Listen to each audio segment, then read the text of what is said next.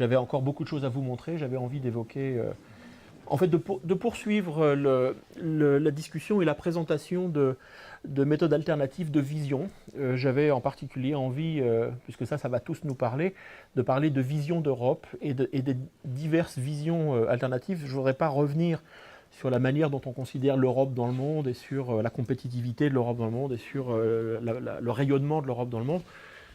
Ça, c'est le lot quotidien de la Commission de Strasbourg ou de Bruxelles. Mais c'est pas ce qui est tellement intéressant. Sauf que Bruxelles et Strasbourg, finalement, commencent à s'intéresser un petit peu à la manière dont ils sont perçus dans le monde et à la manière dont on perçoit l'Europe. Donc ça, on pourra en parler, mais c'était une des premières choses que je voulais faire. Mais de poursuivre pendant 1 heure et mener une réflexion maintenant pour essayer de voir comment la carte se situe entre l'art, la science, la politique, et de montrer par certains exemples divers aspects de là où elle se positionne. Alors là encore, on va un petit peu s'éloigner de ce que sont les impératifs de cours, mais bon, j'espère que ça va vous donner un petit peu on dit en anglais food for thoughts, un petit peu de nourriture pour penser, pour aller plus loin, pour réfléchir à des nouveaux types d'informations. Alors, comme je ne savais pas trop par quoi commencer, je voulais commencer par quelque chose qui était très technique et vous montrer par un exemple simple. Alors peut-être vous en êtes conscient ou pas conscient, mais que le processus de manipulation dans l'acte de création cartographique, il démarre très tôt et il atteint tous les types de cartes. C'est-à-dire, on a de la manipulation pas seulement dans la manière dont on va nommer les régions, les pays, les villes, dont on va représenter les éléments de la carte, comment on va éventuellement nier la présence d'un peuple, nier la présence d'une ville, on va en parler un petit peu, ou caractériser aussi une population, un événement, un phénomène, mais simplement, dans une cartographie qu'on dit être une cartographie scientifique et bien organisée, eh bien, la manipulation peut commencer ici. Donc, acte 1, si je puis dire, manipulation. J'ai dit à midi que je souhaitais remarier l'histoire et la géographie. Je connais, je ne sais pas combien d'entre vous sont historiens de formation ou géographes de formation, mais je suis géographe de formation, mais avec un grand intérêt pour l'histoire, mais je sais l'histoire d'amour-haine qui unit ou désunit les géographes et les historiens. Et un de mes objectifs dans ma vie était d'essayer de remarier cette géographie et cette histoire en montrant qu'elles étaient intimement liées. Mais l'histoire m'a aidé, puisque depuis 89, la géographie est devenue de l'histoire immédiatement et elle a permis de faire une confusion formidable. Quand on parle des événements depuis 89, on a l'impression qu'on fait de la géographie, mais en même temps on fait de l'histoire et on perçoit les deux de cette manière. Et il y a un exemple en particulier que je voulais vous montrer qui symbolise ceci ou qui caractérise ceci. Alors, manipulation. Vous avez tous vu ou produit des cartes en variation de volume.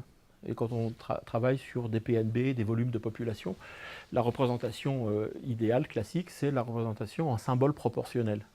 Là, j'ai fait des ronds, mais ça peut bien sûr être des carrés.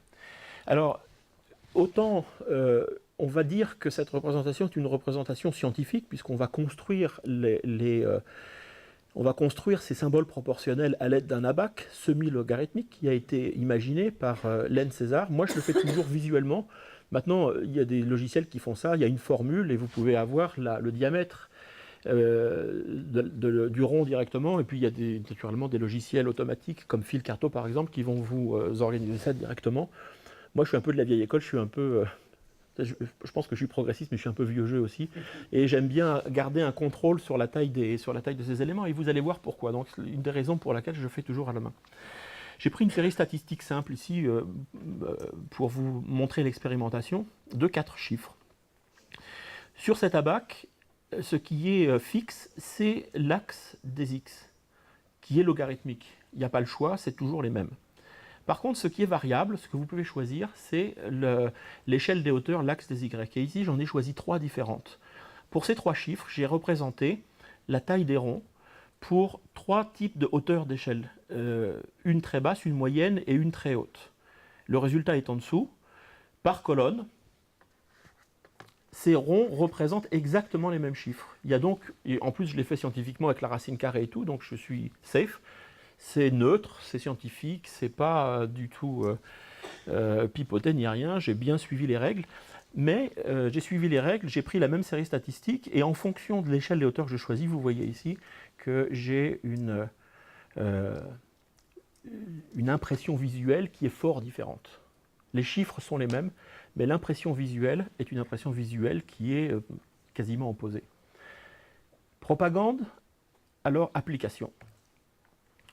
On va choisir ici une série statistique simple, qui sera le nombre de réfugiés par pays pour une période donnée. Donc c'est des statistiques un peu anciennes, mais la démonstration reste valable. Et j'ai pris cette série statistique totalement identique pour 5 cartes. Et j'ai produit 5 séries de ronds, de cercles, avec 5 échelles des hauteurs différentes, de la plus basse à la plus petite. Et voilà ce que ça donne quand on part de la plus petite ici, la deuxième, la troisième, la quatrième et la cinquième. Est-ce que j'en ai 6? Non.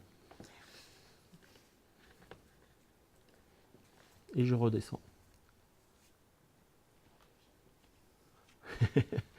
J'ai entendu quelqu'un qui... Oui, il manque l'échelle. Mais bon, sur ces cartes thématiques, souvent je ne la mets pas parce que l'échelle n'est pas la même latitude haute et à l'équateur, mais effectivement, mea culpa. Je me bats avec des verres. Mais ça arrive qu'on l'oublie ou qu'elle soit. Alors, oui, il y a le titre et normalement il devrait y avoir les sources, le titre et la carte. Donc, la question importante, ces cartes-là, elles envahissent notre environnement géographique. Elles sont multiprésentes, omniprésentes dans les livres scolaires. On les voit maintenant de plus en plus dans les journaux, dans les encyclopédies, voire à la télé. Le problème, c'est que c'est de la manière dont elles sont construites. La question, comment choisir l'échelle des hauteurs pertinentes pour représenter ce phénomène? Est-ce qu'il y a des règles? Non.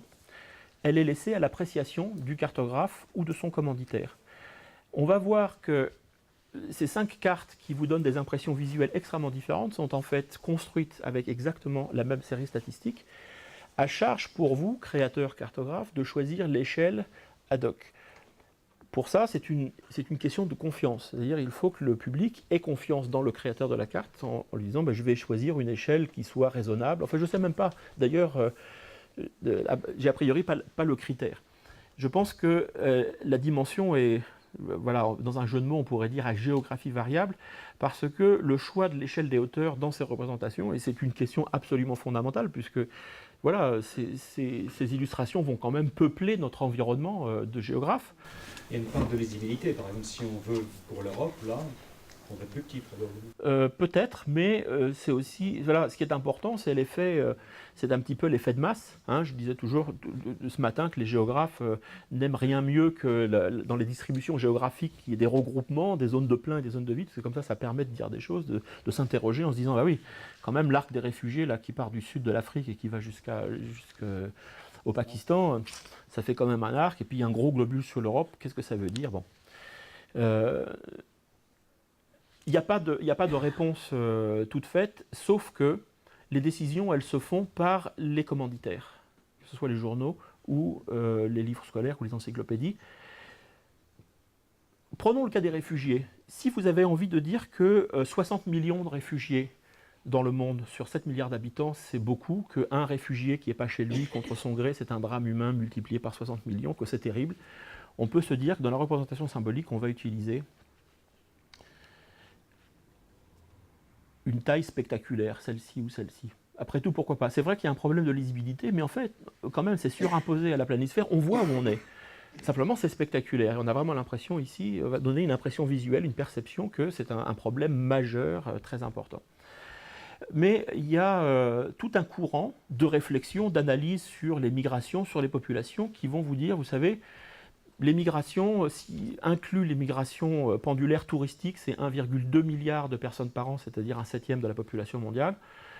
Les migrations économiques, on les estime à 200, 250 millions selon les estimations de personnes, et les migrations forcées, les déplacements forcés, réfugiés, apatrides, personnes vulnérables ont besoin d'assistance, voilà, représenteraient entre 30 et 60 millions selon les estimations, soit du HCR, soit des ONG américaines.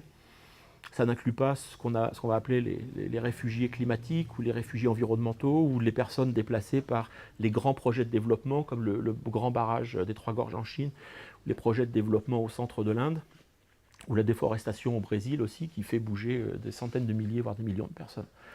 Ces personnes ne sont pas incluses parce qu'elles ne sont pas dans les mandats des divers organismes des Nations Unies chargés de s'occuper de ces personnes déplacées, de la même manière que les personnes déplacées dans le monde, une partie seulement relève du mandat du Haut Commissariat des Nations Unies pour les réfugiés, mais pas tous.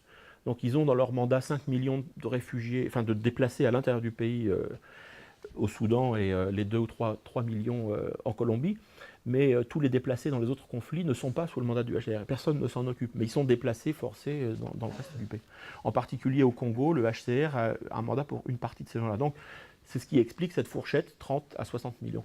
Mais il y a tout un courant pour dire que 30 à 60 millions sur 7 milliards de personnes, c'est pas une affaire, en fait. Voilà.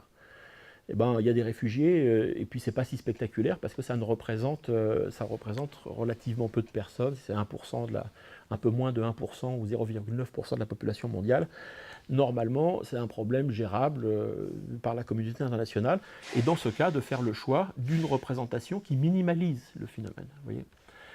On est là dans ce que j'appelle très typiquement la géographie à dimension variable, ou la cartographie à géographie variable, pour faire un petit jeu de mots, et qui pose un vrai problème. Voilà. Vous aviez évoqué cette idée tout à l'heure de la confiance. Est-ce que je peux faire confiance ? J'y crois plus, parce que je vois que finalement les concepts viennent des agences de notation ou des banques ou de Goldman Sachs, et on sait très bien qu'on ne peut pas du tout faire confiance à Goldman Sachs, parce que ce n'est pas des philanthropes, ils sont là pour faire du fric, donc voilà, s'ils inventent quelque chose, ça veut dire que c'est pour leur intérêt à eux, mais pas pour l'intérêt de notre propre compréhension. Donc voilà, je voulais vous persuader à travers cet exemple que vous êtes soumis donc, quotidiennement à ce type de manipulation, à peu près comme vous êtes soumis à une manipulation quand vous allez au supermarché aussi. Les étagères et les produits ne sont jamais disposés d'une manière totalement aléatoire. Les choses sont tout à fait structurées, pensées, une vraie stratégie pour vous faire consommer. Et dans la cartographie, évidemment, on a très souvent ces exemples, ces mains exemples qui fait qu'on vous piège de 1000 façons et que les cartes qui vous sont données à voir sont de véritables objets de manipulation. Voilà, je fais une petite incursion sur le Proche-Orient et sur la manière dont on va nommer les choses au Proche-Orient, ou ailleurs d'ailleurs, mais je pense qu'on peut tout à fait dire que voilà ces visions qu'on voit très récemment, voilà, le nord d'Israël, c'est Israël, ils ont annexé le plateau du Golan, je ne me souviens plus l'année exactement, 83 je crois, après l'avoir conquis. Et dans la vision israélienne, c'est annexé, donc c'est à eux. Donc on va supprimer la frontière ici. Et, voilà, on va trouver ces cartes donc sur le site de tous les ministères israéliens, des Affaires étrangères, de l'Intérieur, sur Tzahal, le ministère de l'Armée, etc. Et une vision qui va s'imposer comme étant la vision officielle. Et nous, cartographes, nous devons choisir une version qui est une version officielle, et qui est la version, donc par respect pour le pays qu'on représente, eh bien c'est leur version à eux, après tout c'est leur territoire. On a donc à respecter la vision qu'ils ont eux de leur espace. À moins, naturellement, que nous choisissions une autre source légitime. Les Nations Unies par exemple, c'est international, et on va donc décider que c'est la représentation qui est exigée ou imposée par les Nations Unies qui va faire foi. Là, voilà, elle est fort différente, puisque les Nations Unies n'ont pas reconnu l'annexion du plateau du Golan par Israël. Donc, leur représentation, c'est de dire que, d'une part, il y a une frontière ici, qui formellement n'existe plus, elle n'existe que sur les cartes, naturellement, que sur ce plateau, il y a en plus des villages druzes, des colonies de peuplement israéliennes, mais sur les cartes de l'ONU, c'est la Syrie, y compris la zone ici, qui est la zone de l'ONU, la buffer zone, qui sépare l'armée israélienne de l'armée syrienne, ou ce qu'il en reste aujourd'hui. Et puis la vision syrienne, qui est de faire disparaître le mot même Israël et de revenir aux frontières qui sont les frontières. Alors, vous voyez ces trois versions, là j'ai un petit peu exagéré, disons que c'est un exemple qui est un petit peu et provocateur, mais il est réel, et bien souvent, le problème se pose pour les enseignants, les élèves, pour les gens qui ne sont pas nécessairement familiers avec le conflit israélo-palestinien, même si ce conflit est celui qui est le plus médiatisé au monde. Et de savoir quelle représentation on va choisir. Si vous avez un cours à faire ou à illustrer une conférence ou un papier, vous allez dire, tiens, je vais googler une carte, le nord d'Israël par exemple, et vous allez tomber de manière aléatoire sur l'une ou l'autre de ces représentations. Et si vous n'êtes pas préparé par le savoir, si vous n'êtes pas préparé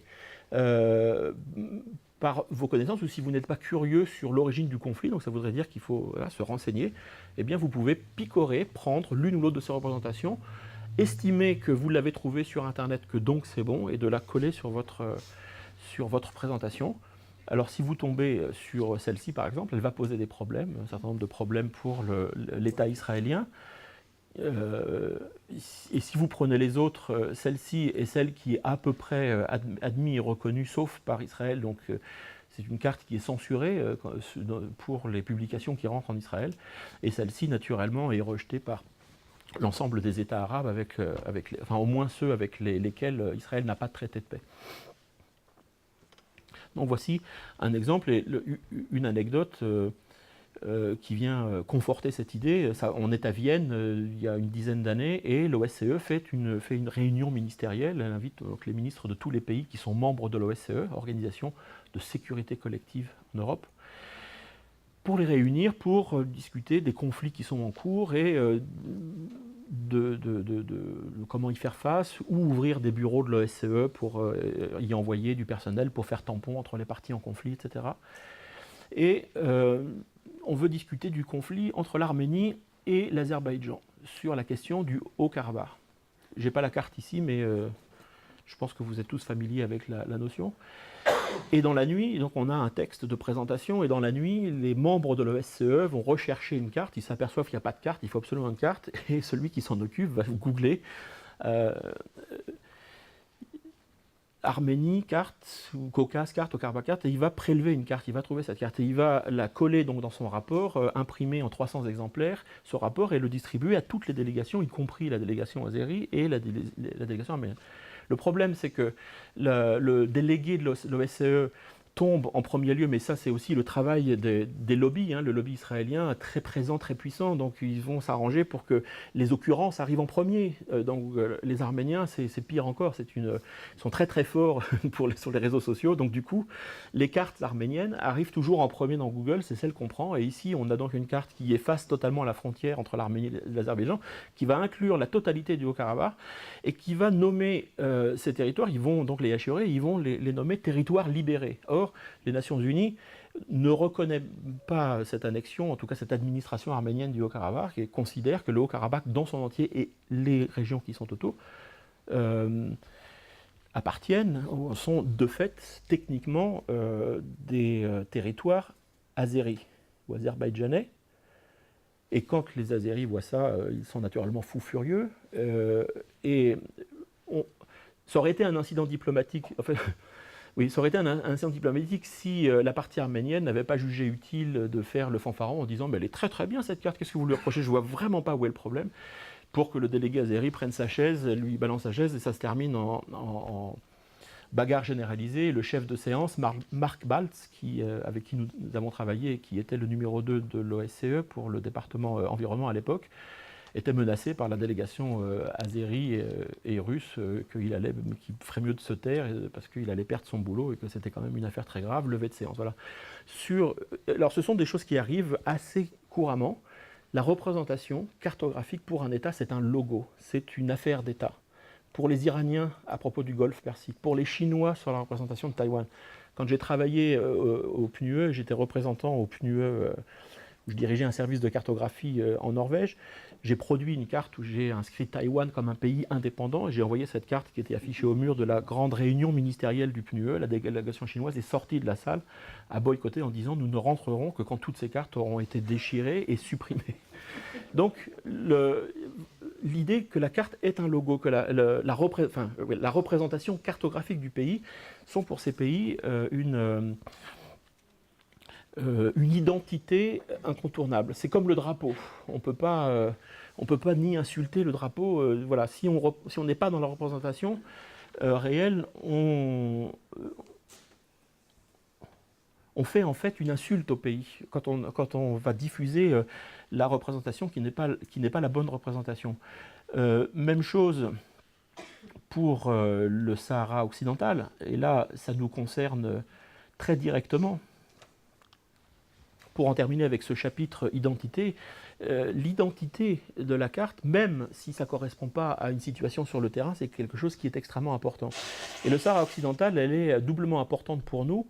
D'une part parce qu'on est dans une ancienne colonie française, que l'affaire du Sahara occidental nous concerne directement pour cette raison, mais aussi parce que le Maroc est un pays francophone, un grand consommateur de journaux et de livres, et en particulier de livres scolaires. Et les éditeurs et les journaux, y compris mon propre rédacteur en chef et directeur, avaient toujours été terrorisés sur la manière dont on allait représenter le Maroc, parce que si on trace cette ligne dans le sable ici, eh bien, on est assuré d'une censure au Maroc. Le journal va perdre peut-être 5000 exemplaires de vente, et dans les circonstances économiques actuelles, nous ne pouvons pas nous passer de perdre 5000 ou plus, ou 10 000 ventes au Maroc. D'où cette pression extraordinaire d'adopter la posture marocaine, mais qui est totalement antagoniste avec la posture onusienne, évidemment. Et ici, je l'ai mis, donc effacer la ligne dans le désert. Ça, c'est la vision marocaine, c'est-à-dire qu'il va inclure ce qu'ils appellent, eux, non pas le Sahara occidental, mais les provinces sahariennes, c'est-à-dire ils ont marocanisé en quelque sorte le nom. Le Maroc, selon l'ONU, qui est la version officielle et qui est celle que vous trouverez sur le site de l'ONU, et puis une espèce de version que j'appellerais donc une non-version, une non-représentation en quelque sorte, qui est ceci, avec éventuellement pas de couleur ou rien, avec un espèce de tireté plus ou moins fin. Alors des fois, on fait le tireté parce qu'on a besoin pour les ONG de montrer que ce tireté était présent, mais il faut qu'il apparaisse très très peu parce qu'on espère qu'à la douane, au Maroc, quand la carte va rentrer dans l'ouvrage, les douaniers ne le verront pas, parce que parfois c'est aussi un petit peu ça, et finalement de faire cette espèce de non-représentation qui ne prend pas parti. Nous, on a choisi de prendre parti, ça veut dire qu'on est systématiquement censuré au Maroc. Ou alors, pour cet espace, de le définir, et c'est ici où j'ai évoqué cette idée que la terminologie qu'on utilise dans la carte, elle va donner une identité à la carte. Et vous voyez ici, j'ai caractérisé, j'ai qualifié cet espace-là de 6 manières différentes. Territoire occupé par le Maroc, censure. Territoire administré par le Maroc. Des fois ça passe, des fois ça passe pas. Territoire annexé par le Maroc, censure.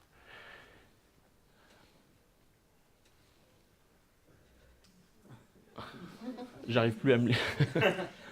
C'est le scan. Oui, c'est le scan. Oui. Alors, on peut avoir la version historique, si on peut prendre ex-Sahara espagnol, en attente de référendum d'autodétermination depuis 21 ans, c'est-à-dire en fait depuis 25 ans, parce que voilà, le temps a passé depuis que j'ai fait la carte.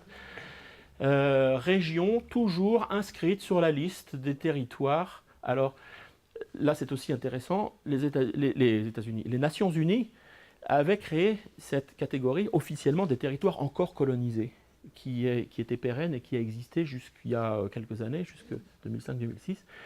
Et puis, le mot colonisé a visiblement dérangé certaines puissances, et ils ont voté une résolution pour changer le nom de ce corps des Nations Unies, qui s'est appelé des territoires non autonomes. Là aussi, la terminologie est intéressante. Moi, je pense qu'il y a un travail passionnant à faire avec les élèves sur ces problèmes de terminologie qui ne sont pas du hasard, qui sont pas, on n'utilise pas un territoire, l'expression colonisé ou l'expression non autonome de manière complètement aléatoire, sans que ça ait sans qu'il y ait derrière vraiment une vraie intention politique. Et je me demande si, alors je ne sais pas s'il y a des cours d'éducation civique, mais je me demande quelque part si les élèves de première et terminale ne seraient pas réceptifs à cette idée en géographie de travailler sur la terminologie, d'expliquer que la terminologie, pour reprendre cette expression, elle est non neutre. Alors du coup, il faudrait que je retrouve, peut-être de loin. Oui, voilà, très bien, exactement, bravo. Merci. Territoire... Pardon ? J'ai l'habitude de bien Territoire récemment rattaché au Royaume du Maroc. Donc aussi, simplement pour vous expliquer que vous avez plusieurs façons de qualifier un espace, un territoire, et qu'aucune de ces manières n'est aussi neutre, aucune de ces manières n'est du hasard. Elle va servir un intérêt politique, elle va servir... nous, par exemple, au journal, si on avait vraiment envie de rentrer au Maroc, il fallait faire des contorsions et faire un vrai compromis pour en même temps garder la ligne, mais en même temps qualifier le territoire d'une manière qui nous permettait de rentrer, de passer à travers la douane. On a eu un exemple, Atier avait repris la carte de Mutin sur l'eau au Proche-Orient. Et quelqu'un, probablement proche du CRIF, a incendié tous les responsables de la PSG en disant il faut interdire cette carte du manuel, c'est pas de la géographie, c'est etc., etc.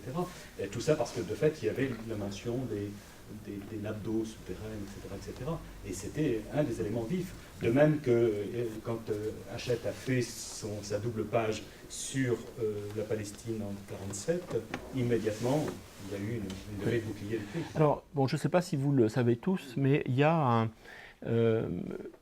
les actions de ce que je vais appeler les lobbies nationaux ou les lobbies nationalistes sont très puissants, très présents, et il y en a plusieurs, et un peu partout. Je pense que dans l'outil de propagande israélienne, c'est certainement la plus forte et la plus puissante, et ils ont payé des gens pour le faire, y compris des étudiants, pour poster sur les réseaux sociaux, pour poster des cartes un petit peu partout, pour être vraiment présent sur Internet, pour être présent avec une représentation qui est la représentation officielle, avec une terminologie qui est la terminologie officielle, en particulier aux États-Unis, et c'est vraiment très prégnant. Les Iraniens le font aussi avec la dénomination Golfe Persique. Voilà. Alors, cette mouvance en fait iranienne va inonder les journaux, les encyclopédies, les livres de lettres avec des dossiers énormes expliquant que depuis 3000 ans, ça s'est toujours appelé le Golfe Persique, en refusant complètement l'appellation Golfe Arabo-Persique, qui n'est pas légitime à leurs yeux, refusant l'appellation Golfe tout court et encore plus Golfe arabique, avec tout un outil de propagande extrêmement xénophobe, raciste, anti-arabe, qui va montrer, avec des dessins animés que vous pouvez trouver sur Internet si vous cherchez un petit peu, absolument horribles, qui vont montrer les cheikhs arabes dans des situations, dans des postures totalement obscènes. Bon, tout ça existe. Les Coréens organisent très, très, très fréquemment des voyages de presse avec des journalistes qu'on transporte de partout, d'Amérique, de France en Corée, pour faire des symposiums, pour expliquer pourquoi la mer de Japon, en fait, n'est pas la mer du Japon, mais s'appelle la mer de l'Est. Pas la mer de Corée, mais la mer de l'Est. Et ils font tout un foin. Alors évidemment, on peut prendre cet exemple comme un vrai symbole de la concurrence entre la Corée et le Japon, et de cet énorme traumatisme historique qui est vraiment très très loin d'être cicatrisé. Et alors, ce qui est aussi curieux, c'est que comme la Corée du Sud a un rapport plutôt très bon et très cordial avec la Chine, ils ont aussi cette appellation qui est, à la place de mettre mer de Chine, mer de l'Ouest, simplement ils n'en parlent jamais, parce que on veut conserver de bonnes relations avec la Chine, mais sur toutes les cartes coréennes, on verra l'appellation mer de l'Ouest, avec peut-être en petit, voilà, mer de Chine en dessous, mais sans que ça fasse l'objet vraiment d'une affaire d'État ou d'une crispation particulière dans les relations chinoises entre la Chine et la Corée. Par contre, c'est une vraie affaire d'État entre le Japon et la Chine, et là aussi, nous sommes bombardés. Il faut, sur les sites des ministères des Affaires étrangères des deux pays, eh bien, vous avez un énorme bouton avec marqué « Affaire de la mer de l'Est » et pour Tokyo, « Affaire de la mer du Japon ». Donc pour vous dire à quel point cette affaire est vraiment une affaire d'État. Mon interprétation personnelle, c'est que je pense que ni la Corée ni le Japon ont envie de se faire la guerre, et que le fait peut-être de déplacer ce conflit sur le terrain sémiologique, terminologique, permet d'éviter une confrontation directe. Mais ça reste quand même une crispation vraiment très importante. Vous avez à Séoul un musée, un grand musée, très beau, très moderne, qui s'appelle le musée des îles d'Otko. Les îles d'Otko, c'est ces îlots qui est un différent territorial qui sont contrôlés par le Japon, mais qui sont réclamés par la Corée. Eh bien, il y a ce musée des îles d'Otko, très très moderne, très beau, gros investissement, et qui vous explique en long, en large et en travers les raisons pour lesquelles ces îles ne peuvent être que coréennes. Donc c'est aussi pour nous géographes très intéressant. Pour ceux que ça intéresse, j'y étais, j'ai fait de nombreuses photos. Et là aussi, c'est vraiment... Alors, faute de temps, je ne l'ai pas fait. Je voulais faire des billets et des articles et publier ces images et ces photos. Ça va venir, surtout sur la logique de la frontière Corée du Sud, Corée du Nord. Une limite qui est très très intéressante à étudier. Tout ça, normalement, devrait être en ligne. C'est prévu dans mes projets de mettre en ligne tout ce matériel d'études, d'observations que j'ai faites un petit peu tout autour du monde. Donc avec un peu de patience, ça va venir, je pense, un an ou deux. Mais, Vous pourrez donner tout à l'heure les... Oui. Disons, parce que sur Internet, on trouve une bonne partie, dont les 2 articles du mois de février dans le Monde Diplo. Oui, mais pas pour longtemps. Malheureusement, ils veulent le remettre derrière un paywall. Donc il faut qu'on trouve un moyen de les garder. Enfin, moi, mon objectif, c'est que tout soit ouvert et que les enseignants, les gens peuvent vraiment télécharger ce matériel. Une page de chercheur spécifique? Non, mais je vais en créer une. Oui, parce que je vois que ce que j'ai publié sur des journaux ou des sites, ils sont tous en train, tout ce que j'ai publié qui était en libre accès est en train d'être fermé derrière les paywalls. Maintenant, il y a ce mouvement-là, alors que nous sommes des open source, nous sommes des sources ouvertes, nous sommes des gens de sources ouvertes et nous souhaitons que les articles, les travaux restent en libre accès, mais aussi parce qu'on souhaite, c'est un peu intéressé dans l'idée que c'est en libre accès pour les gens et on espère que les gens vont venir aussi participer à ces travaux de recherche. Là, on a lancé sur un site une recherche sur les liaisons Afrique-Chine et Afrique-Inde, et j'ai reçu de la part de, voilà, il y a des grands géographes, je pense à Éric Verdeil de Lyon, qui est spécialiste du Liban, qui a contribué, des profs d'histoire G qui contribuent, des gens qui ont compris cette idée que d'avoir ce matériel très riche et que s'ils pouvaient contribuer par un savoir précis, il y a un lieu où ils peuvent... Pour moi, c'est le futur du journalisme. C'est-à-dire, c'est vraiment, on est là dans une cartographie ou une recherche collaborative, collective, participative, et je pense c'est l'avenir. Voilà. Je ne crois plus à la fragmentation, à la fermeture, où on garde ces trucs, où on veut se protéger, etc. Je pense qu'il faut simplement ouvrir le savoir et la connaissance, accepter la critique, accepter éventuellement de s'être trompé, se dire là, c'est complètement fausse route, c'est complètement faux, d'en discuter, quand c'est constructif, c'est possible. Donc je voulais pour revenir sur le Maroc, vous montrer ça, parce que là, je vous ai montré cette carte qui est un peu obscène, hein, quand même, il faut le dire, avec toutes ces légendes. Mais voilà ce que ça peut donner sur une carte que vous allez voir passer, qui n'est pas spécifiquement sur la question de la frontière du Maroc. C'est une carte économique du Maghreb, du Grand Maghreb. Et sur cette carte économique du Grand Maghreb, eh ben, il y a des frontières. Mais voyez ici, on a adopté la posture marocaine. Donc, on va pouvoir rentrer au Maroc. Mais le sujet, ce n'est pas le Sahara occidental. Le sujet, c'est le pétrole, la grande rivière artificielle, le grand canal avec les zones industrielles. Bon. Si je vous montre ça, et ça, et je reviens sur l'autre. Dans un cas, on va adopter la posture onusienne, dans un autre cas, on va adopter la posture marocaine. Mais vous voyez, c'est presque invisible. C'est-à-dire, si vous n'êtes pas informé sur le sujet, vous n'allez pas le voir. Et c'est aussi comme ça que se diffuse l'information à propos. Si vous avez une carte économique qui est très intéressante, parce que vous savez où est le pétrole, où sont les 2 grandes frontières artificielles, où sont globalement les activités, vous avez même les palmeraies. Bon. Mais de manière insidieuse, comme ça, on va en profiter pour... Non, c'est pas ça. On va en profiter pour effacer cette frontière, qui est la frontière officielle de l'ONU, et vous proposer une version qui est une version non pertinente et pas valable. En fait, du point de vue de la légalité internationale, j'en profite pour vous dire que la posture que moi j'utilise le plus souvent est le droit international de la représentation, ce qui est en fait celle qui est imparfaite. L'ONU est un corps international imparfait, mais c'est le seul que nous avons. C'est le moins mauvais.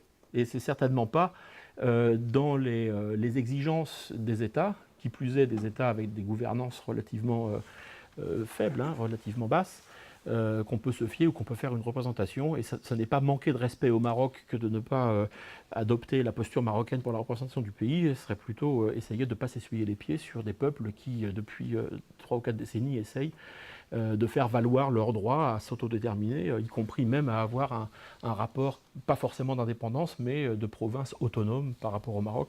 Là aussi, les alternatives sont plus nombreuses. Donc voilà deux exemples importants pour faire référence à la manipulation. J'ai parlé un petit peu de terminologie. Je vous ai parlé de la Corée, je vous ai parlé de l'Iran et du Golfe Persique. On a, bon, bien sûr, de la question israélienne.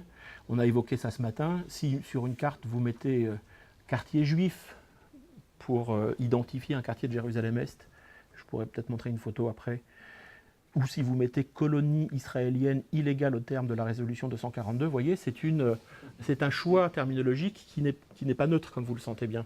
Si vous inscrivez sur la carte Judée-Samarie sur le territoire palestinien, au lieu de Palestine ou Palestine occupée par l'armée israélienne, c'est aussi un choix terminologique qui est important.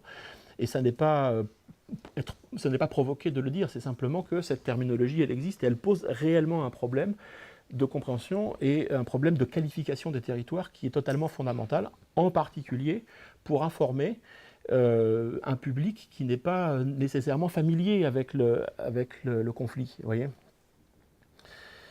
Si sur une carte on représente la ville ou la colonie israélienne de Kiryat Arba, 600 personnes, en l'appelant Kiryat Arba et en oubliant de préciser qu'elle est contiguë à une autre ville qui s'appelle Hébron et qui possède plus de 500 000 habitants, c'est aussi un choix, c'est ce que j'appelle le déni des peuples. On a oublié de mettre, on a oublié d'inscrire un peuple, une ville, un espace, et pour ça il y a aussi un très bon exemple qui était l'exemple balkanique. Voilà, on est en 95, si je me souviens bien. Et Tudjman, l'ancien président de la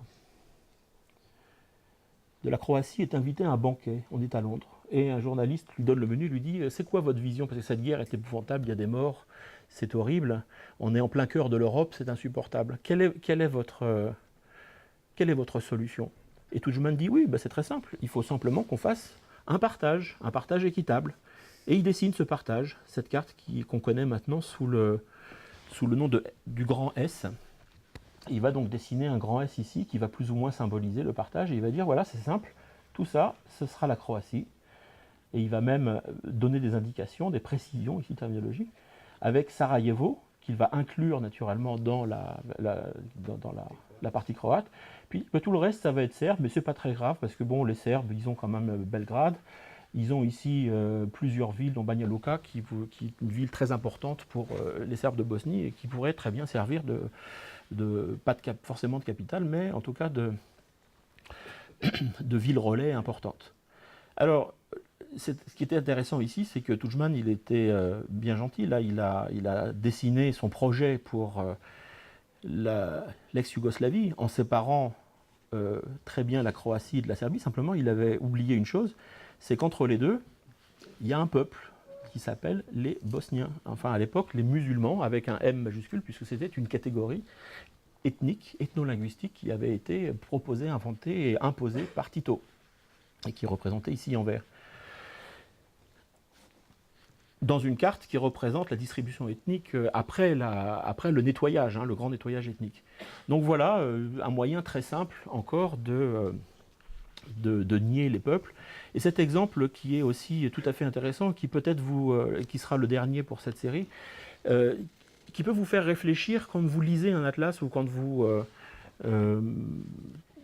travaillez avec des atlas. Donc, vous avez vu la légende, et si vous avez lu vite, vous avez vu le problème. Ici, on a deux cartes d'un atlas autrichien qui s'appelle Hölzel, sur lequel nous avons tout ce qui a été publié par Bordas. Et bon, je ne sais pas qui a mon âge, mais en tout cas, moi j'ai étudié sur ces atlas quand j'étais jeune, mais de toute façon, on l'a trouvé peut-être 10 ou 20 ans après que j'ai quitté l'école.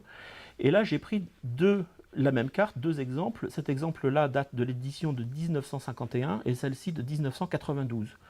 Donc entre les deux dates, pratiquement 40 ans, vous voyez que la carte est exactement la même. C'est la carte de la distribution des peuples dans le monde. Donc en 40 ans, on a l'impression que ça n'a pas beaucoup bougé. Donc on peut assumer le fait que la distribution est la même. La carte est un tout petit peu jaunie, mais elle n'a pas vraiment tellement bougé. Mais par contre, entre 1950 et 1992, il y a le grand mouvement de décolonisation qui fait que, bien qu'on ait gardé la même carte, on a quand même changé la terminologie.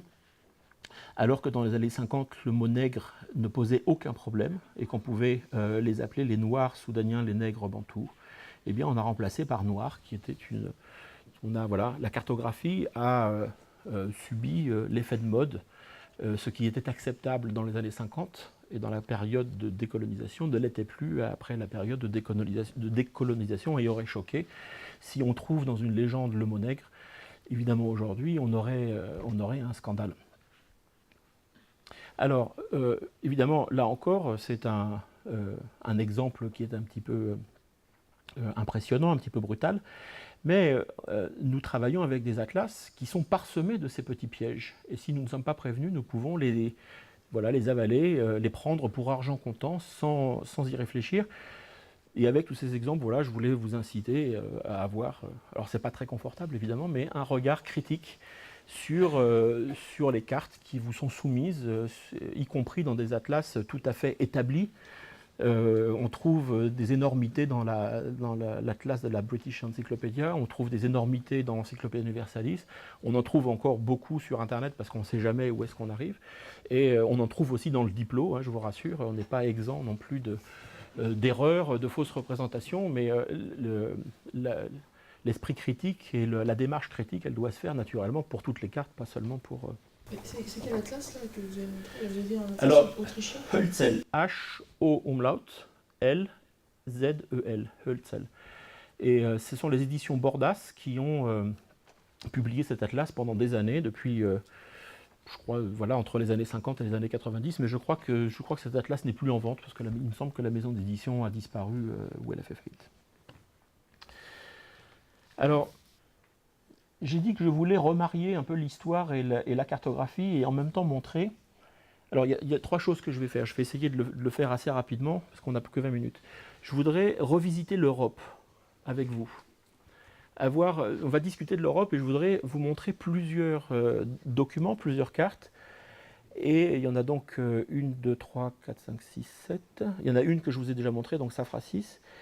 Et de vous montrer à travers ces cartes une vision totalement différente de l'Europe. Et puis ensuite en discuter, voir ce que vous en pensez, si c'est du pipeau, si c'est trafiqué, si vous pensez que c'est exagéré, que l'Europe c'est aussi autre chose, c'est-à-dire voilà, un continent avec des pays de parfaite gouvernance démocratique quand même, où il fait mieux vivre qu'en Corée du Nord ou qu'au Mali, etc. Mais bon, on va faire. Donc ça c'est numéro 1. La deuxième chose, je voudrais vous donner quelques extraits littéraires de perception du territoire et de fabrication de la carte, avec notamment un exemple tiré du livre Terre des Hommes de Saint-Exupéry, qui est intéressant. Et puis de terminer par donc le mariage entre l'histoire et la géographie, et de montrer que on peut faire de la géographie et de l'histoire sur la base aussi d'une vision, d'une perception très très généralisée. Je vais vous présenter une pièce en... Alors, combien d'actes j'ai ? 1, 2, 3, 4, 5. Une pièce en 5 actes avec un entracte. Et qu'elle est aussi, que ce type de travail, de présentation peut être une base de discussion, de débat et de travail pour ensuite aller plus loin. Et qui présente voilà, l'évolution du monde entre le XVIe et le XXe siècle, mais d'une manière très schématisée, presque chorématisée, sans avoir le support de la carte, mais en présentant les continents du monde sous une forme très symbolique de carré, d'ovale, de rond, etc. On va commencer avec les extraits littéraires, qui on va en discuter un petit peu sur les fondamentaux de la cartographie. Alors, les extraits littéraires, c'est intéressant parce qu'il y a quand même beaucoup d'auteurs qui ont fait des évocations à la carte. Il y a eu une exposition dans le sud de la France récemment qui s'appelait Mappamundi. Alors, je ne sais plus où exactement. Si vous tapez Mappamundi, vous allez avoir le lieu, et il y a même, je crois, téléchargeable le catalogue. Et ce catalogue était bourré de références littéraires, de références à la carte. Alors, ce n'est pas celle que je vous présente, mais si ça vous intéresse, vraiment, je vous recommande très très chaudement de faire l'acquisition de ce livre. C'est un livre merveilleux. Je veux dire, même moi qui travaille dans la cartographie depuis 30 ans et je pensais connaître à peu près toutes les citations, j'ai découvert des choses vraiment très très belles. L'introduction est merveilleusement bien écrite, c'est un livre très profond de réflexion sur la cartographie dans l'histoire, dans l'art. C'est vraiment quelque chose de très merveilleux. C'est le catalogue d'exposition Mappamundi et puis surtout toutes ces citations, ces petits textes, extraits. Alors, bien sûr, on va retrouver Tiberghien et des gens qui se sont intéressés très très près à la cartographie, mais plein d'autres que je ne connaissais pas, 17e, 18e siècle, qui ont écrit des très très belles choses, très profondes sur l'histoire. Ici, on peut évoquer déjà Terre des Hommes de Saint-Exupéry, qui, à l'époque, travaillait pour l'Aéropostale.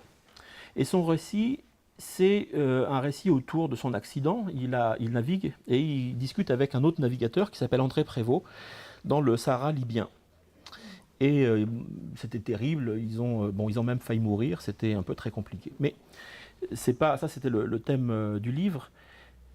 Et le sujet, c'est que dans les premières pages, Saint-Exupéry va livrer une réflexion géographique et cartographique qui est pour moi tout à fait fondamentale, qui est l'essence même de la recherche que j'ai entreprise ces dernières années, sous une forme très poétique, très belle. Et donc je voulais la partager avec vous, et puis ensuite réagir dessus. Alors, les gens de l'Aéropostale lui font des recommandations, et Saint-Exupéry écoute. Et avant qu'il ne parte en mission, il est dans cette posture très modeste, il ne connaît pas, et on lui dit « Antoine, c'est très joli de naviguer à la boussole, en Espagne, au-dessus des mers de nuages, c'est très très élégant, mais rappelez-vous, au-dessous des mers de nuages, c'est l'éternité. Voilà brusquement un monde calme et uni, simple, que l'on découvre quand on émerge des nuages. Cette glu blanche devenait pour moi la frontière entre le réel et l'irréel. » Alors, le réel et l'irréel, c'est ça, c'est la cartographie. On cartographie l'invisible. Les chiffres qu'on vous donne, ça va faire émerger, on va mettre sur la carte des choses qui sont invisibles. Et Saint-Exupéry va, dans son œuvre, toujours jouer entre le réel et l'irréel, le réel et l'imaginaire. Et là, il le donne d'entrée. Entre le connu et l'inconnaissable, l'expression inconnaissable. Et je devinais déjà qu'un spectacle n'a point de sens, sinon à travers une culture et une civilisation. Donc, belle illustration pour moi du visible et de l'invisible. Ce qu'on voit ou ce qu'on montre sur la carte, ce n'est pas nécessairement ce qui est le plus intéressant. La carte ou le cartographe prétend figurer le visible et donc le réel, et ça ne nous apprend rien. C'est la surface des nuages. Mais ce qui nous intéresse, c'est ce qui est en dessous. Alors, ce qui se cache en dessous, l'invisible et réel, selon Saint-Exupéry, j'aime bien ce mot qu'il utilise, l'inconnaissable. L'inconnaissable, c'est un mot aussi très très fort. L'inconnaissable, c'est comme si quelque chose qu'on pouvait pas pénétrer.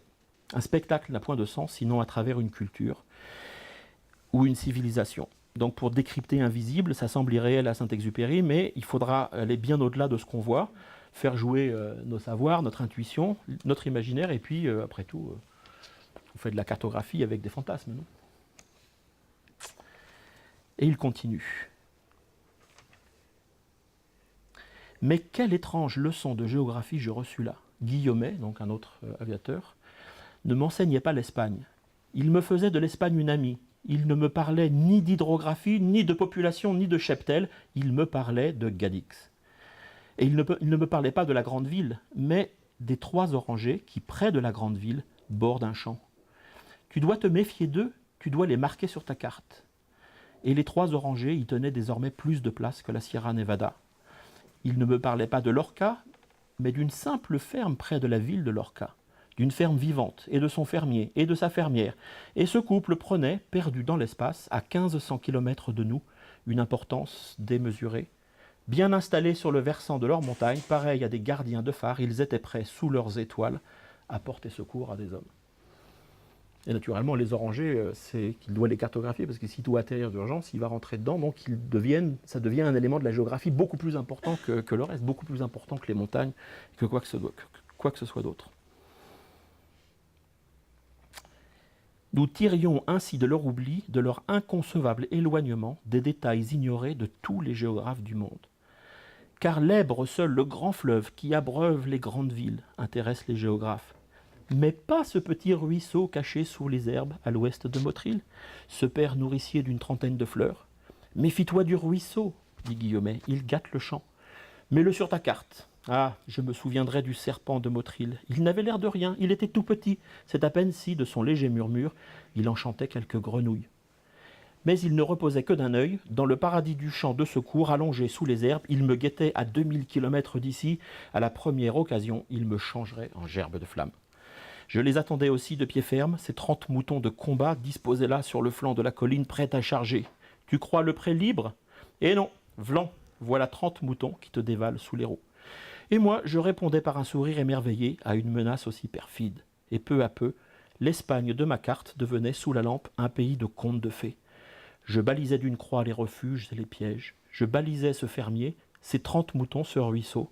Je portais à sa place exacte cette bergère qu'avaient négligé tant de géographes. Donc voilà une extraordinaire représentation cartographique. Voilà un texte qui est l'essence même de la carte. C'est-à-dire on va mettre sur la carte ce dont on a besoin, ce qu'on y voit, ce qui est important. La cartographie, c'est souvent ça. Quand je parle de perception, eh bien, on va percevoir ce qu'on veut bien percevoir en fonction de notre culture, de notre savoir, et surtout, on va y mettre ce qu'on a besoin de montrer, et qui est exactement ici l'essence du texte de Saint-Exupéry. C'est un très très beau texte. Bon, vous avez tous lu Terre des Hommes, j'imagine. Voilà, le texte d'entrée et le reste du livre est aussi tout à fait magnifique, mais il est moins relié à la géographie. Et moi, j'ai toujours très impressionné de voir des gens qui ne sont pas des géographes, pas des cartographes, qui ont réussi à décrire, à parler de la cartographie de notre discipline 1000 fois mieux que n'importe quel géographe ou n'importe quel cartographe. Carte et pouvoir, donc ça c'est la deuxième évocation littéraire. Là ici, c'est un roman historique et probablement certains d'entre vous connaissent l'auteur, Gérard Vint. Donc Gérard Vint, c'est un historien qui n'était pas particulièrement spécialiste du Portugal, des grandes explorations. On l'a plutôt entendu sur l'histoire de la métallurgie en France récemment. Je crois qu'il a écrit un livre ou peut-être fait sa thèse. Mais il a écrit ce merveilleux roman historique qui s'appelle Le Planisphère d'Alberto Cantino. Lisbonne 1502, c'est Paris en 1998 aux éditions Autrement. Un livre tout à fait merveilleux. Alors il commence comme ça. On est en 1502, on est à Lisbonne. La carte a disparu, la carte a disparu. Oui, maître, celle que le roi vous a commandée. Quoi? Elle a disparu. Ne laissant pas le temps à Alberto Cantino de le rejoindre, le maître saisit dans l'instant l'ampleur de la catastrophe. La carte a disparu. 2 mois auparavant, le roi lui avait passé commande, désormais reconnu par le pape comme seigneur de la conquête, de la navigation et du commerce, d'Éthiopie, d'Arabie, de Perse et d'Inde. Seul souverain maîtrisant les routes maritimes menant au pays des épices. Il tient à avoir constamment sous les yeux l'étendue de son empire, de s'en imprégner pour prendre les décisions conformes à ses responsabilités commerciales et religieuses. On est donc à Lisbonne en 1502 et Gérard Vint raconte dans ce livre le vol dans l'atelier de cartographie de l'unique exemplaire du planisphère royal sur lequel sont représentés les Indes et le Brésil, dessinés pour la première fois d'après les observations, les relevés des grands navigateurs Cabral et Vasco de Gama.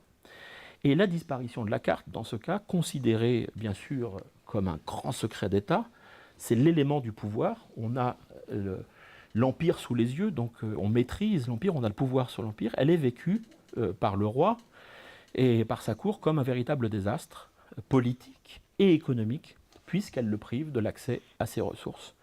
Et tout le livre va montrer, après le vol de la carte, le vol de la planisphère qu'on ne retrouvera pas, la décadence, la déchéance du roi. Il va perdre son pouvoir. Il a perdu l'image de son empire, bien sûr, parce que c'est pas lui qui va aller voyager, ce sont ses navigateurs. Mais le fait qu'il n'ait plus sous les yeux la représentation de son empire va faire qu'il va perdre son pouvoir et se désagréger. Voilà, un exemple très symbolique qui montre que l'information géographique, de connaître bien les localisations, on affirme son autorité, on protège ses richesses, et puis on essaye que les autres ne s'en emparent pas. Aujourd'hui, les opposants au mouvement open source, ce sont ceux-là, ce sont ceux qui pensent que diffuser l'information, ce sera perdre le pouvoir. Et c'est pour ça qu'il y a encore des crispations terribles sur les gens qui ne veulent pas diffuser leur travail, leurs textes, leurs cartes, sur les États qui souhaitent que que la cartographie nationale reste confidentielle. Le dernier est une évocation qui est intéressante sur la France et qui est, que je dirais, de la littérature contemporaine et qui vient d'un site, d'un blog qui s'appelle Le Fauteuil de Colbert. Donc le Fauteuil de Colbert, c'est un site où on parle de stratégie de défense, peut-être un peu libéral, mais il y a ici une évocation qui est extrêmement intéressante sur la manière dont on perçoit les empires, et qui pourrait tout à fait être un texte à la base d'une réflexion sur les empires aujourd'hui, la perception des empires. Alors voilà ce que le fauteuil de Colbert explique. Accepter la géographie de son pays n'est pas une chose si aisée. Bien des personnes se complaisent à croire que la France est un hexagone. Mais non. Les territoires français de l'Europe forment en effet une figure géométrique à 6 côtés, qu'on peut appeler un hexagone, mais poussant plus loin le regard sur la carte, ils ne peuvent s'empêcher de montrer que la France est en fait un archipel, présent sur tous les continents. Présent sur tous les océans ou presque, il ne manque plus que l'Arctique, et sur tous les continents, il ne manque que l'Asie. Notre construction géographique nationale, qui s'est faite aussi bien par le sang et les larmes que par le bulletin de vote, est bien un archipel entouré par maints océans et maintes mers, et maints ennemis aussi bien sûr, sachant que notre assise principale se situe sur un continent, c'est l'Europe, même si notre plus longue frontière terrestre, en réalité, est en Amérique du Sud. Le barycentre de cette construction politique, et même démocratique, parce que bien des îles ont voté une fois, voire 2 fois, leur attachement à la France, serait l'île de la Réunion. Le seul autre pays européen entièrement maritime, c'est le Royaume-Uni, puisque c'est l'héritage d'un pays immense, et vous vous souvenez de cette expression, le soleil ne se couche jamais sur l'Empire britannique. Cet empire, ou ces fragments d'empire, plus exactement, si l'on ne tient pas compte des pays du Commonwealth, est toujours assez bien assumé, comme chez nous d'ailleurs. L'imaginaire des Britanniques en conserve et en accepte la géographie sans malaise, sans repentance, comme nous, enfin presque, puisant dans son histoire la source de son devenir mondial. Alors, ce qui est intéressant ici, on peut monter sur un petit marchepied pour parler des Portugais, des Espagnols, des Hollandais, c'est-à-dire d'autres puissances coloniales, qui ont aussi construit éventuellement des empires coloniaux relativement importants, mais ils ne partagent plus la vision britannique ou la version française, c'est-à-dire le regret colonial ou la frustration d'empire. Et dans une moindre mesure, c'est-à-dire, c'est en particulier très prégnant en Angleterre, mais dans une moindre mesure, dans les frustrations d'empire, et en tout cas de ce qu'on a vu dans la recomposition en Europe de l'Est, pour les Serbes, pour les Croates, la guerre, la justification de la guerre, c'est une frustration d'empire, puisqu'ils ont essayé de revenir à la Grande Serbie ou à la Grande Croatie, voire éventuellement le rêve albanais de la Grande Albanie, voire éventuellement, si on se transporte un tout petit peu plus avant dans l'histoire, la Grande Bulgarie, la Grande Roumanie, et si la Grande Grèce, et si on fait le total de ces frustrations d'empire, et qu'on va tracer un cercle autour de ce qu'était la représentation nationale de ces empires, vous allez voir qu'il y a tellement de superpositions que finalement on n'est pas très étonné que la géographie balkanique soit aussi complexe et surtout aussi violente. Alors, après on peut faire tout un développement sur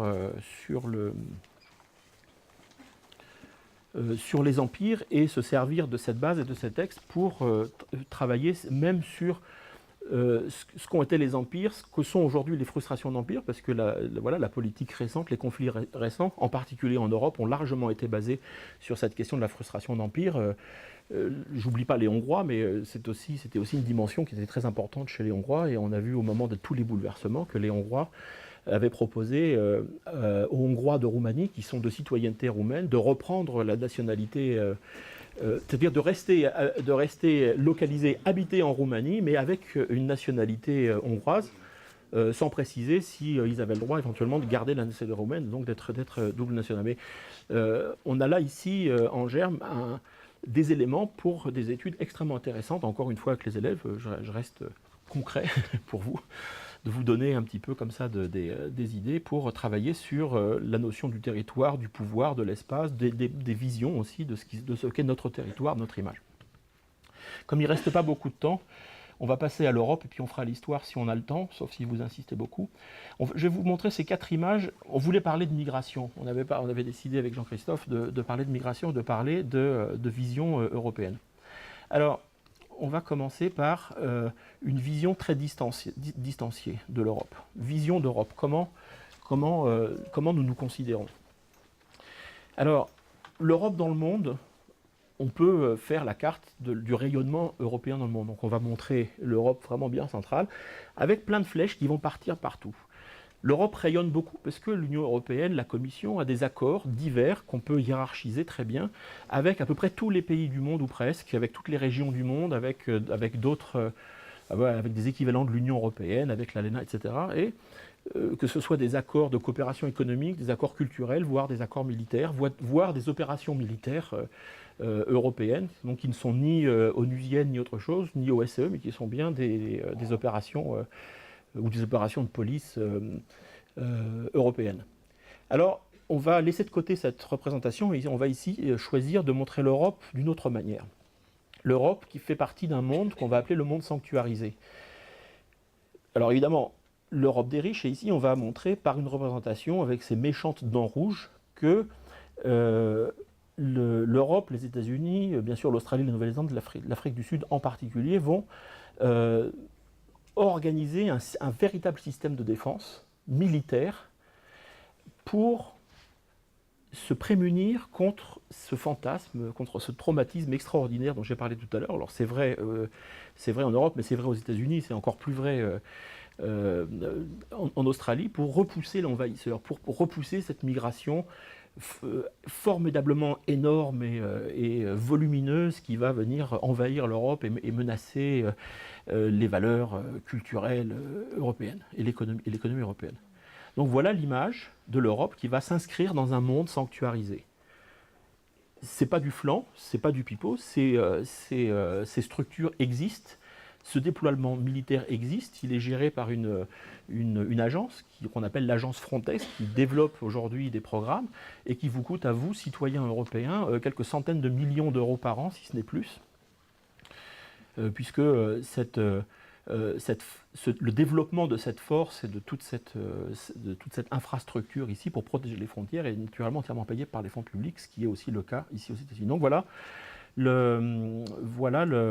le paysage mondial dans lequel on va s'inscrire. Et si on veut aller un tout petit peu dans le détail, on a identifié ici des sanctuaires secondaires, moins brutaux, moins violents que ces 4 principaux, vous voyez ici, mais où la migration arrivante est très très limitée. Donc c'est la Thaïlande, c'est aussi le Japon, avec des politiques qui sont moins brutales. Ce n'est pas tout à fait le même ensemble de lois. Et puis en vert, c'est des pays où on a connu, où on a référencé des phénomènes de migration, enfin de sanctuarisation intérieure, avec des rafles, en particulier en Russie, où on a déporté de manière forcée des migrants qui venaient du Caucase Nord ou qui venaient des marches de la Russie. Et en Chine, c'est aussi très très fréquent qu'on déporte des travailleurs qui viennent des régions pauvres vers la côte pour les repousser quand ils sont trop nombreux, quand il y a moins de travail, pour les faire revenir de force par train et par bus des villages d'où ils viennent. Voilà cette vision, qui est la première. La deuxième, c'est de voir l'Europe dans le prisme d'un indicateur qui est un indicateur tout à fait tangible, tout à fait concret, c'est la politique des visas. Alors cette carte a été refaite d'une manière un tout petit peu plus esthétique, parce que là ces noyaux ne ressemblent à rien, mais je ne l'ai pas retrouvé.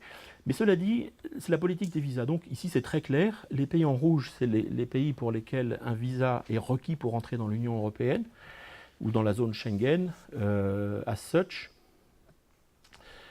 Et des visas qui coûtent très cher, qui peuvent représenter, alors on a aussi une carte de ce que ça représente par rapport au revenu moyen. Donc par exemple, pour un citoyen burkinabé, pour se payer un visa pour entrer en France, il faut travailler en moyenne 3 mois et demi, rien que pour payer le visa.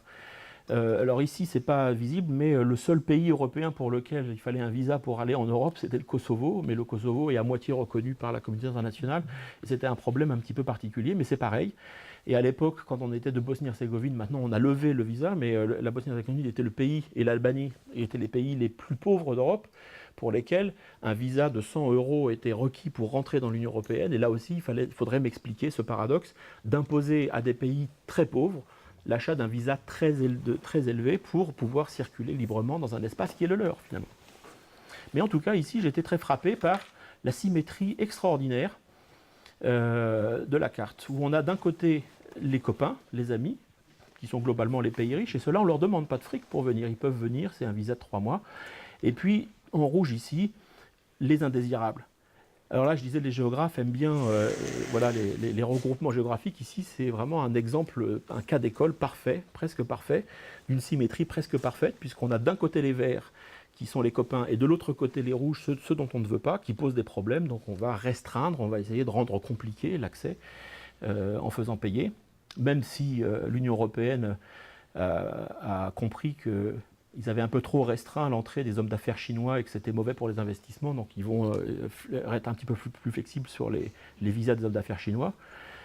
Et puis, à l'intérieur de cette grosse zone verte, il y a des petits îlots de pauvreté, et sur ces petits îlots de pauvreté, on ne les a pas oubliés parce qu'on leur demande des visas, c'est Cuba, de certains pays des Caraïbes, et puis Colombie, Équateur, Pérou, et Bolivie, les pays les plus pauvres des États-Unis. Et puis, dans cette grosse masse rouge ici, on a quand même des copains un peu riches, c'est les Sud-Coréens, c'est le Japon, on ne va pas leur demander des visas. La Malaisie, pour une raison assez bizarre, c'est que voilà, le niveau de vie en Malaisie a atteint ce qui est requis en Europe pour vivre d'une manière générale, donc on a supprimé le visa, et puis bien sûr l'Australie, la Nouvelle-Zélande. Donc ici, encore une représentation parfaitement symétrique, très intéressante de l'Europe, vue au prisme très simple de sa politique des visas, mais qui en dit aussi très très long et qui est un document cartographique de base, très intéressant, qui en soi va donner simplement une information sur laquelle on ne va pas discuter pendant des heures, mais qui peut tout à fait servir de base pour un vrai débat sur les échanges, les migrations, sur le fait qu'il y a une circulation totalement libre des marchandises au niveau mondial, mais que les personnes dont on a besoin pour travailler, pour échanger des cultures, on ne leur permet pas de venir. Donc, je ne parle pas des aspects culturels, de tous ces pianistes, de tous ces musiciens russes ou kazakhs ou chinois ou indiens qui renoncent à venir en France parce que c'est tellement compliqué d'avoir un visa et ils trouvent ça tellement humiliant, et sans parler des artistes africains pour qui c'est encore pire, et finalement qui n'arrivent jamais à atteindre l'Europe pour donner leurs concerts ou faire leurs représentations théâtrales. Et il n'est pas du tout rare de voir des festivals de musique africaine ou de théâtre africain où vous avez une programmation et où la moitié des troupes ne sont pas là parce qu'elles n'ont pas pu passer la frontière. Et où, où des pianistes mondialement connus, russes ou ukrainiens qui habitent en Italie, renoncent à un concert à Londres simplement parce qu'on on lui rend la vie compliquée pour avoir son visa. Donc voilà, c'est aussi une image pas très positive de l'Europe. Non, c'est vert. On ne le voit pas, mais c'est vert. Qatar et Koweït, Qatar et Bahreïn, c'est libre. Oui, c'est Qatar et Bahreïn. On ne le voit pas. Alors, rapprochons-nous un petit peu de l'Europe. Alors, on va pas. Il y a cette carte et celle-ci, en fait, ce sont les mêmes, mais celle-là est un peu plus intéressante. Et ce sera la dernière de la série parce que les autres, vous les avez vues. Cette carte qui s'appelle Mourir aux portes de l'Europe, elle prend sa base, c'est en fait une synthèse de cette carte-là, qui va montrer par rond proportionnel le nombre des morts de tous ceux qui ont essayé de pénétrer dans l'espace Schengen. Donc celle-ci, elle est très détaillée, elle fait le détail des causes de décès. Alors elle est très utile, c'est une carte absolument utile qui montre beaucoup de choses, mais c'est pas ça qui m'intéresse aujourd'hui. Ce qui m'intéresse aujourd'hui, c'est de vous montrer comment on peut aussi synthétiser et modéliser la politique pour bien la faire comprendre. Et c'est cette Europe des 3 frontières, mourir aux portes de l'Europe. Donc vous avez compris que tous ces petits ronds qui passent dans les coins, eh bien on en a fait des gros ronds qui vont représenter les gens qui sont morts pour essayer de rentrer en Europe. Ce projet cartographique fait partie d'un ensemble de cartes qui a été présenté au musée d'art moderne à Vienne, en Autriche. C'était donc à l'origine un projet artistique. C'est-à-dire, on a travaillé à partir de données tangibles sur un sujet qui est un sujet scientifique, donc la migration, et le musée de Vienne en voulait une expression non pas cartographique mais artistique. Et quand on a ouvert, j'ai raconté l'anecdote ce matin, et qu'on avait invité, puisque c'était Vienne et l'Afrique, et comment les Africains se voient à Vienne, la communauté africaine est venue à l'ouverture de l'exposition au vernissage, et quand il y avait deux Camerounais, un Nigérian, trois Camerounais qui étaient devant cette carte, et ils sont restés pendant très longtemps, pour que tout d'un coup, et moi je me tenais un peu en arrière sans qu'ils me voient, et un dit, mais vraiment, quand on voit dans cette carte que le cartographe était très en colère. Et j'ai aimé cette expression beaucoup, j'en ai fait le titre de l'exposition, Cartes en colère, qui a été montrée à Paris, parce que tout d'un coup j'ai compris que par le moyen artistique, on pouvait réhabiliter l'émotion et faire comprendre que tous ces morts, ce ne sont pas des statistiques, des numéros, des gens dont on perd la trace, mais chacun de ces morts, ce sont des drames humains, des drames familiaux, des pertes irremplaçables, parfois des enseignants qui enseignaient à l'école, qui décident de partir parce qu'ils n'ont pas assez pour faire survivre leur famille, dans l'espoir de pouvoir travailler en Europe, de renvoyer de l'argent, éventuellement de revenir. Bon.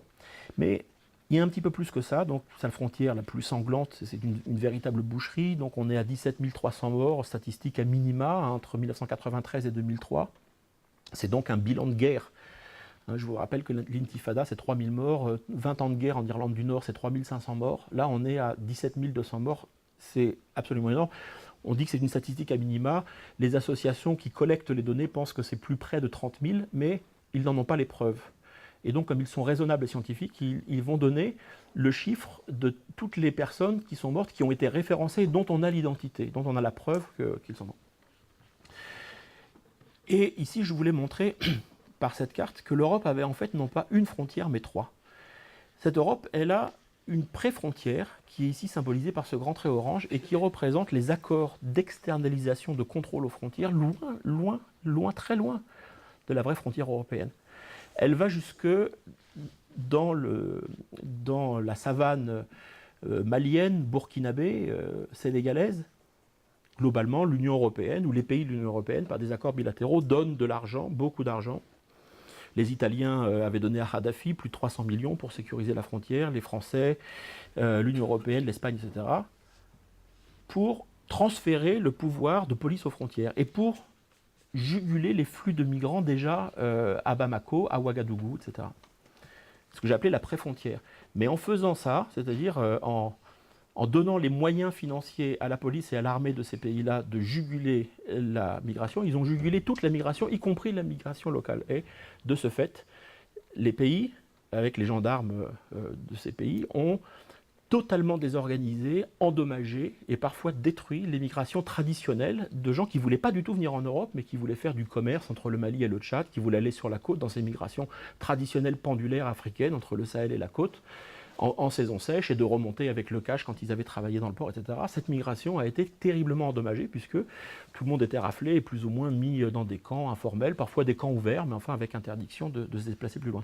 Et puis, donc si on passe ces mailles du filet, on va arriver sur cette frontière terriblement dangereuse, et si on arrive à passer à travers cette frontière terriblement dangereuse, on aura une post-frontière qui seront tous les lieux d'enfermement, tous les camps, toutes les prisons, tous les centres de rétention dans lesquels les migrants qui sont rentrés et qui sont sans papier, quand ils sont pris, seront enfermés et éventuellement renvoyés, saucissonnés, parfois dans des avions des pays d'où on pense qu'il vient, parce que les origines sont toujours incertaines.